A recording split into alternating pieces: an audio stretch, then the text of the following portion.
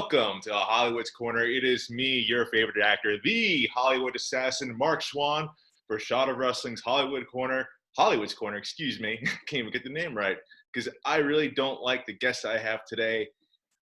Didn't want to do this interview, but hey, I'm a professional. You have to do what you have to do sometimes. Ladies and gentlemen, give it up for Hollywood's favorite agent. No, that's not it. America's favorite agent. There we go. Guiding light, apparently. The governor of BCW. Ladies and gentlemen, AJ Pan. AJ Pan, how are you doing today? I'm doing all right. I see you're a little nervous that you have me on your show today. It's okay. I have the governor's ball. You had to bring Hollywood's Corner. It's okay. I know I'm your idol, so. It's not necessarily nerves. It's more like disgust. It's okay. Whatever makes you get through the night. I just know you're feeling it. You're feeling the love today, so it's okay. Bask in the presence of your guiding light. You know what's going to get me through the night today is Pepto-Bismol. It's probably from hanging with Green Man. That could be the case too. So, AJ, man, tell us. It's been a bit. How you holding up?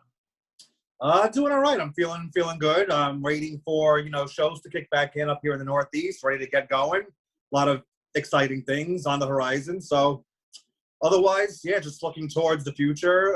Working on not necessarily new clients, but as your guiding light, helping the next generation out. Ugh. All right. So, your guiding light. Let's talk about your group, the PCA.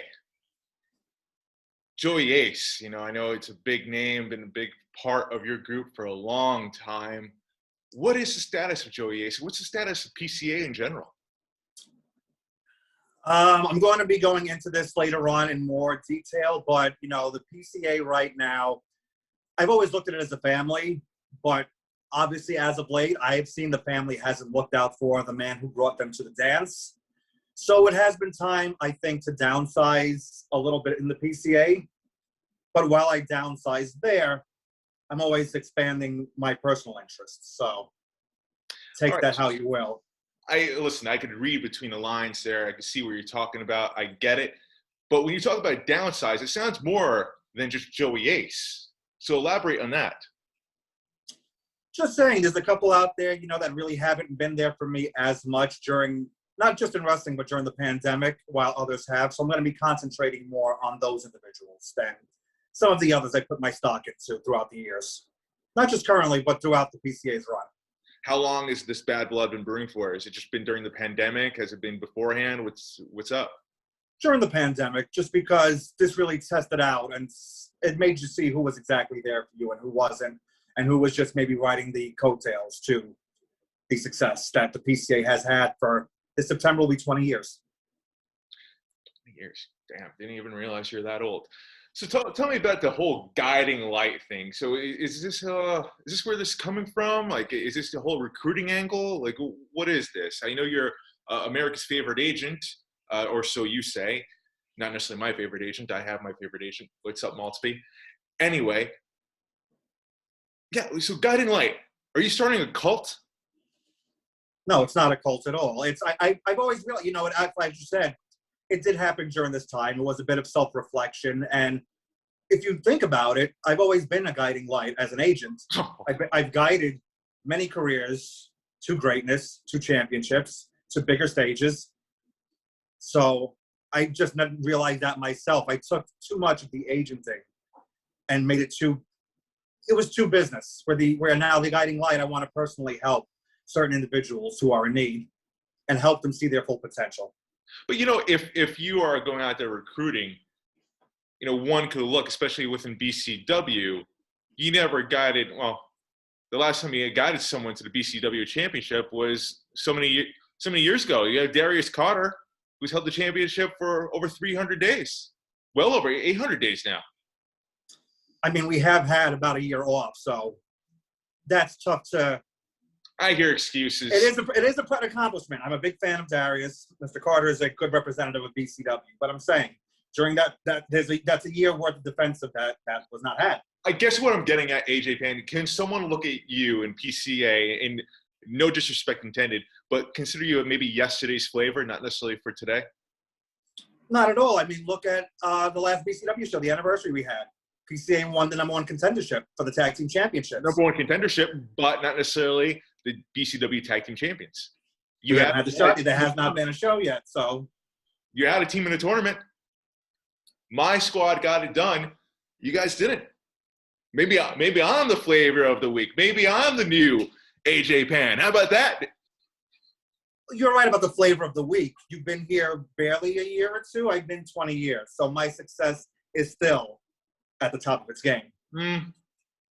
We'll see about that. Hey, listen, I respect the road you paved, man. I'm all for it. But hey, I'm coming out for you. I'm going guns a-blazing.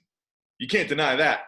But AJ, I know you're talking about recruiting and whatnot. So who do you have your eyes on? You know, I don't like the word recruiting. I'm just going to help individuals realize their full potential. Yeah, whatever you want to call it. So anyone that you have your eye on, and you know what necessarily makes PCA material? As I said, I don't know if it's necessarily in the PCA at this time. I just want to help others. So PCA is a whole separate thing, or is PCA is done and is just AJ Pan doing his own thing? What does that mean? It's kind of a side to the PCA is always going to be the PCA. That's my brand. It's been my brand for 20 years. And as I said, there are still people that I do recognize as family. So they will have my full attention. But I see there are others who don't necessarily need to be in a group, in an agency, to understand that they need my help. They could benefit from my experience, and I could lead them to championships and to greater self-awareness. So you're talking about like necessarily freelancing, not necessarily signing a contract with PCA, but a freelance deal, kind of like what actors do with agencies sometimes. Correct. Okay. So tell me. I think you're being very coy about this. You know, there's definitely people on your list. Who's on it? I mean, that's why I've done what I've done. I can't show you my entire handle at once. How short is the list, or how big is it?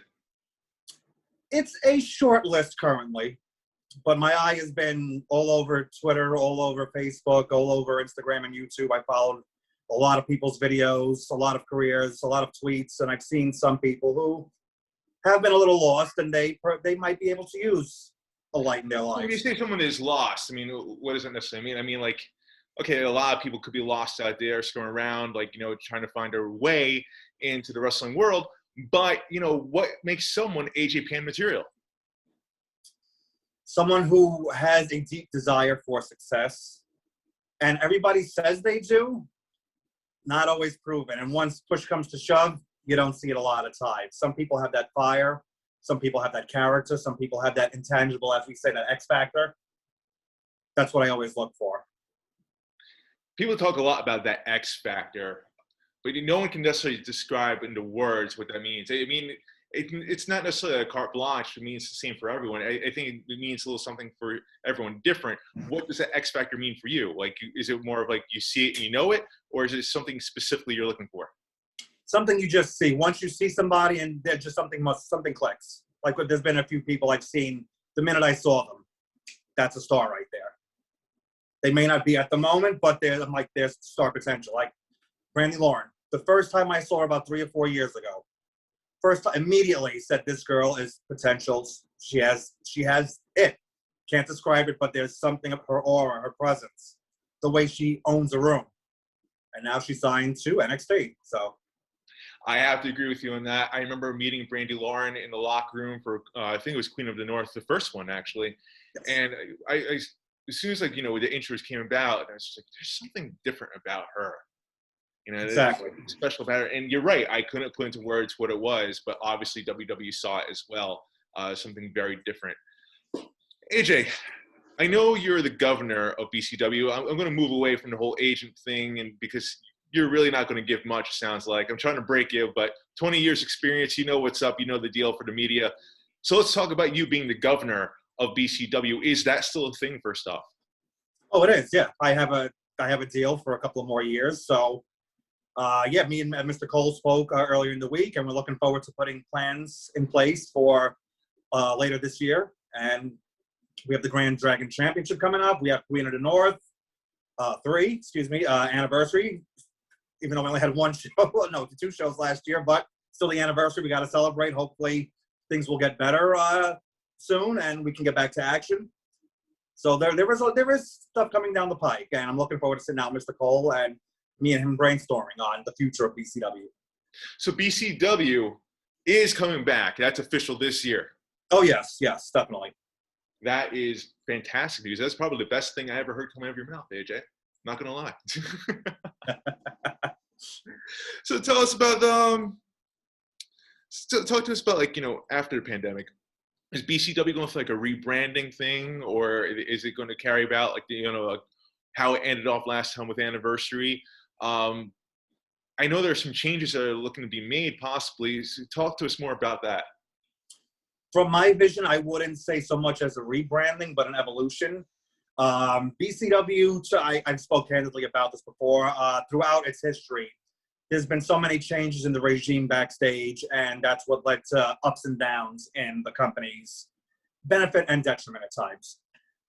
As of last year, too, even right before, in the middle of the pandemic, there was quite a few backstage changes. So I have a good feeling that now we've streamlined it well enough that I want to take what good things we had in the past and now evolve it and bring in, some new fresh talent, some new ideas, and along with Mr. Cole, integrate his ideas because he comes from a different background other than wrestling, as he's probably spoken about, on the curtain call and whatnot. So he comes from a music career, and an entertainment career in that field. So he has some great ideas. Sometimes they don't generally mesh so well with professional wrestling, but that's what myself, some of the other people on the management team help with. And I think now we're in a really good place, especially now we've had this time off, to have a fresh start, a clean slate on certain things, and really make BCW the force it was meant to be. No, absolutely. I think one of those things is the Grand Dragon Championship, another championship there in BCW to be contended. I think a lot of wrestlers are excited about that. I think the fans are excited about that. Can you just outline real fast? That's going to be the first event of 2021 for BCW, correct? We're discussing that. It's either going to be that, the Queen of the North, or Anniversary. We're deciding which one we want to come first, but those are the 3 events where we're looking forward to. And for sure. And that are penciled in, yeah.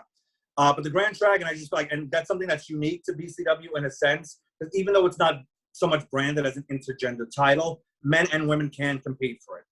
So Correct. It's not always going to be a man versus woman, man versus, it's, and whoever's the best wrestler that we see at the time, whoever's the top contender for that championship. So it's not a specific, oh, okay, you're going to see an intergender match on, this next show. Not necessarily. It's just men and women can compete. I think that's truly unique for BCW. I think that's a cool factor to have in there because, listen, the women sometimes, a lot of times I should say, they step up more than men. I think they're hungrier. I think they have something to prove. I said it time and time again on Shop Wrestling Podcast. I'm talking about that for every single promotion. The women are very hungry, and it will be interesting to see how both the men and the girls compete for that championship here in BCW. I'm excited for that. AJ, before I let you go, we were wrapping up time here, what is the one thing that you're dying to see change for BCW? What is something you're trying to make a big push for? I definitely want to see the best talents rise to the top.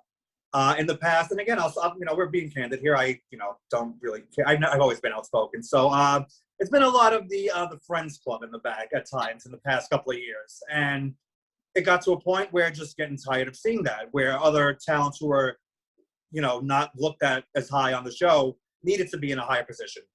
So I want to see that change. I want to see talent speak for itself and get to the heights where they should be. We have a hungry roster, tag teams, women, young up and comers, and main eventers already who need that extra little spot. AJ, I agree with you 1,000% about that. But would you say that's a problem in every single promotion? Basically, every single company out there that's in business today, and they talk about that. There are certain promotions that put that in the limelight, saying, hey, this is something we need to work on, but yet they fall into the same trap. It's kind of hard to break that cycle. What is something you could do to break that cycle? I think narrow some of the people on the management team and just streamline it to myself and Mr. Cole, and just we can speak frankly and freely and see what the best possible card we can build is. Listen to our fans and not pop into, the workers backstage and just see, you know, this social media exists for a reason. And it's so we could, you know, also serve, you know, promoters and anybody in entertainment can gouge who's popular, who's not. So I think we should pay a bit of it to not so much to the comments so much, but likes, followers, because that's the true test to see who was actually liked, who people are following. And also even little things like merchandise sales. You know, that's even WWE don't look at that as much. We may get a report and saying who's selling the top merch, but they're not getting pushed as much. Like Zack Ryder for a while, he was selling so much merchandise, and he barely got his Intercontinental title run. So I think things like that need to be paid more attention to. We need to hear from certain people, talk to people after the show. What did you enjoy the show? Who did you come to see originally? What got you stuck on BCW? Send out like a survey to the fans. Innocent, yeah, unofficially, but yeah, like we need to get more out there and learn who they want to see, not who we want to see. We can take who we want to see and give them a stage, but if they don't prove themselves, then they got to be on their way. And we have to make room for people who are going to bring something to our brand and who are going to get people in the doors and bring BCW to where it needs to be. And that's the top of the Northeast scene, which I think we have the potential to be. Well, listen, AJ, I completely want to see that. I'm on board with BCW with what they're doing. It is, I call it time and time again, my home promotion for wrestling. And, you know, it holds a very special place in my heart.